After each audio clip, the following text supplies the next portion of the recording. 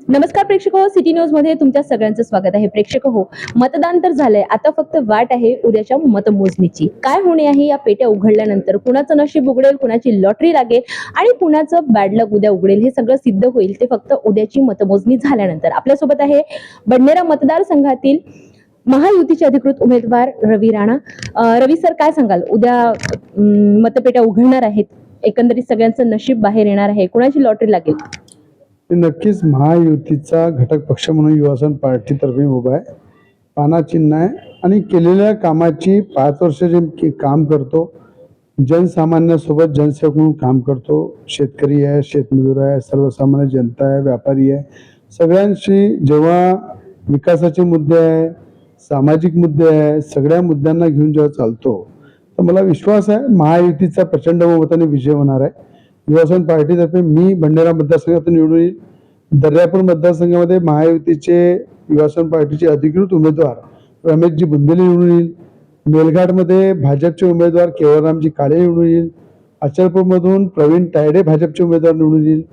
तिवशामधून राजेश वानखडे हे भाजपचे उमेदवार निवडून येईल आणि धामणगावमधून प्रतापदादा अडसड आणि वरुण मोर्शीवरनं यावलकरजी असे मोठ्या प्रमाणात महायुतीचा विजय होणार आहे. त्याच्यामुळं मला असं वाटतं की सरकार जी आहे ती महायुतीची बसेल, प्रचंड बहुमताने बसेल आणि देवेंद्र फडणवीस जे मुख्यमंत्री बनतील या महाराष्ट्राच्या उज्ज्वल भविष्यासाठी. त्यात काही शंका नाही आहे. काळ्या दगडावरची पांढरी रेघ. एकंदरीत या निवडणुकीत महायुतीचा विजय होईल असं म्हटलं जातंय. रवी सर, तुमच्या नावाला घेऊन तुमच्या मतदारसंघात बऱ्याच खोट्या अफवा म्हणा किंवा एकंदरीत वादंगड निर्माण करण्याचे खूप प्रयत्न केले गेले आणि अनायशा मतदानाच्या दिवशी सुद्धा खूप मोठं एक प्रकरण त्या परिसरात घडलं. या बाबतीत तुम्ही काय बोलाल? असं आहे, विरोधक वेगळ्या पद्धतीनं निगेटिव्ह प्रचार करत राहतात.